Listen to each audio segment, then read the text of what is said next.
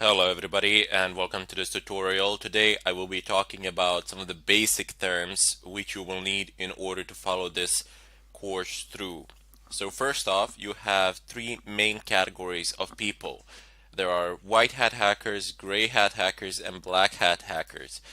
Uh, Everything that we will be doing falls into this category here. So white hats. Those are people whose activities are within the confines of the law. There are people such as pen testers, ethical hackers, people like you and me, and so on. Then you have gray hat hackers whose activities are bordering between legal and illegal. It's a bit of a shady area there. In addition to that, you have the most known category, which is black hat hackers.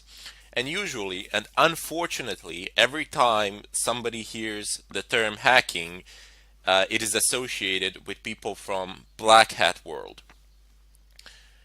Uh, there are people who conduct all sorts of illegal activities or conduct activities without any regard for the law and, I don't know, extract information from certain servers, credentials, your credit card information, take services down, usually to extract some sort of financial gain.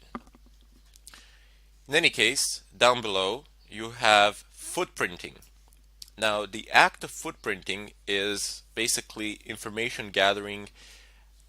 You are you're conducting some sort of reconnaissance work. You are figuring out the IP of the server, figuring out which ports are open, and with that you can conclude which services are running there. But it doesn't necessarily need to be confined to the digital world. The act of footprinting can also be when you go to the company itself, you just walk in. It doesn't necessarily need to be a company, it can be pretty much any building with the servers in it.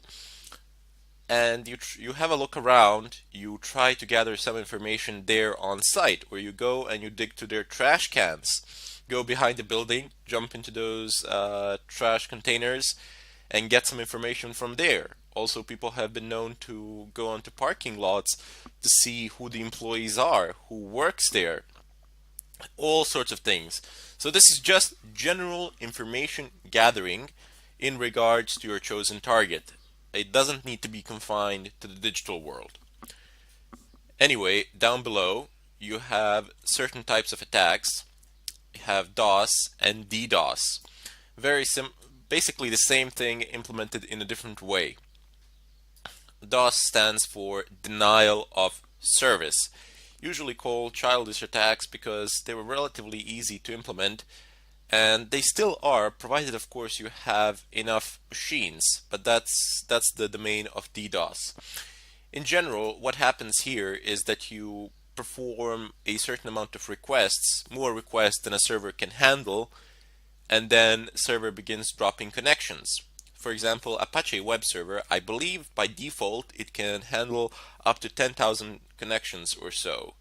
And if you can make more than 10,000 requests, basically everybody else making any sort of requests will not be able to access the website because their connections will be dropped simply because Apache will say, okay, I have too many users, I have more users than I can handle, all the other connections will be dropped by default, thereby making the site inaccessible even though you haven't really broken any codes, you haven't really broken through any firewalls or stole any passwords or anything of a kind. But when you're DOSing something, it's just you. So all the requests, everything is coming just from your own computer.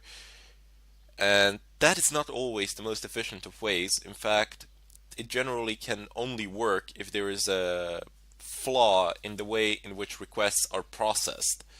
However, that is why you have DDoS attacks. When you have multiple computers, multiple connections, and they are all making simultaneous requests to a certain server, and this is really difficult to fight off. I mean, you really need to have a clever configuration of your firewall, and you need to have quite a good firewall as well. Usually you would need a physical one to prevent these sort of DDoS attacks, and by physical I mean a router firewall or something of a kind. This is quite difficult to, it's not difficult to actually do the attack itself, as it is difficult to make the necessary preparations. First of all, you need to go about infecting other devices which you will enslave and use in order to perform this sort of an attack. This is the hard part. The DDoS part is quite easy compared to that. For that, in order for you to infect other computers, you need two things. You need RATs, remote administration tools, and you need to make them fully undetectable. That is what the term FUD stands for. So it just means that they cannot be detected by antiviruses, or more precise term would be that they are not labeled as something malicious by antivirus programs. And by the way, sometimes, actually most of the times, you don't actually need to make your own applications fully undetectable. There are plenty of pen testing companies out there, and not just pen testing companies, but other companies as well, who will pay very good sums of money if you can make their programs fully undetectable by antivirus programs. Down below, the RATs, remote administration tools. Now, they themselves are not some sort of hacks or anything of a kind. You just basically put them on a USB stick or something of a kind, send them in a mail, share them in a zip file, and in such a way, that's just one of the ways to infect other computers, other devices, enslave them, convert them into your slaves, into the slaves of the main server, wherever that might be, wherever you might set it up. And then you can use all of those computers to conduct all sorts of activity. This is very good because it anonymizes you to a very large extent. It is very difficult to track you. It is very difficult to track somebody down, whoever is doing this, primarily because the users who are infected, they have no idea that somebody else is controlling their devices, because nothing is really happening on your desktop. You can't really see.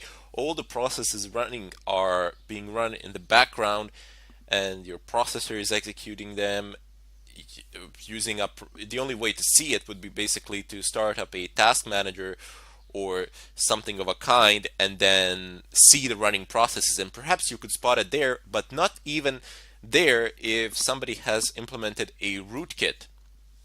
So a rootkit is a tool basically which you install onto an operating system, and it is able to hide running processes from the system itself. So when you, for example, start a task manager in Windows or something of a kind, the purpose of a rootkit would be to hide the processes from the task manager.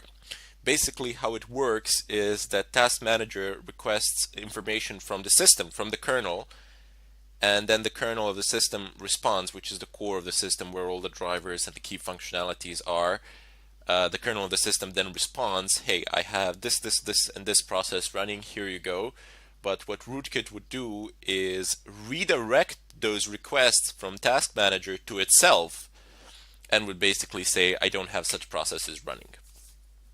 So very, very dangerous and potent combinations here that we will use later on as we progress through this tutorial. But for the time being, I just wanted to give a bit of an introduction to it and give you an idea of what we shall be doing through some of these basic terms and concepts. Next up, we have phishing attacks. Now, phishing attacks are basically when you apply some sort of bait, somebody bites it, and then you pull on it. Simple as that, right? As the same way you do phishing. Well, not quite. Phishing attacks would be when you get an email from someone, and there's a link in it. You click on it, and it throws you somewhere, onto some website. It perhaps looks like something legit. It perhaps looks like a website that you are using or something of a kind, but it is not, and you pass in your credentials, and that can be a problem. But this is generally avoided today. This is not something that happens in such a way. Rather, instead, what happens these days is that the DNS servers get changed on your routers, and once that happens, all the requests that you make on your web browser get redirected. So for example, if you type in facebook.com, you're going to get a domain with facebook.com from some private DNS server, God knows where, whose MX records are altered and they have been configured, for example, to make redirections to interpret, sorry, not redirections, but rather instead to interpret facebook.com to a certain IP address that does not belong to Facebook or anything like that. So you open up your Facebook, it looks exactly the same. There is no way to tell because in the upper left corner of the screen you have the domain name written. It's www.facebook.com, and basically provide in login credentials. Once you do that, they're gone. Somebody has them. One of the ways to detect this, even though it's very, I mean, it's not hard, but nobody really pays any attention to it. In the upper left corner, you might check whether the protocol is HTTPS instead of HTTP. Because usually if these kind of attacks are conducted, it's not going to be HTTPS, as that is a lot harder to implement.